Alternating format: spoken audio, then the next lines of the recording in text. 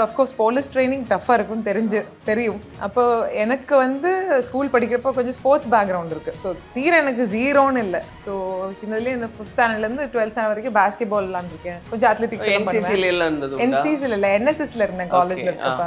So அந்த கொஞ்சமாக ரொம்ப பயங்கரமாக அச்சீவ் பண்ணதெல்லாம் கிடையாது. ரெகுலராக ஒரு ஸ்போர்ட்ஸ் டீம். ஸோ அந்த ஒரு ஃபிசிக்கல் எஜுகேஷனோட ஒரு பேக்ரவுண்டும் இருக்குது. ஸோ ஸ்போர்ட்ஸ் பேக்ரவுண்ட் கொஞ்சமாக இருந்தங்காட்டி எனக்கு டு பிகின் வித் இது போலீஸ் ட்ரைனிங்கில் ஸ்டார்ட் பண்ணுறப்ப இனிஷியல் ஃபியூ மந்த்ஸ் அவ்வளோ டஃப்பாக தெரியல. ஸோ ராக் கிளைம்பிங் செஷன்ஸ் இருந்துச்சு நேஷனல் போலீஸ் அகாடமி கேம்பஸ்குள்ளாரே.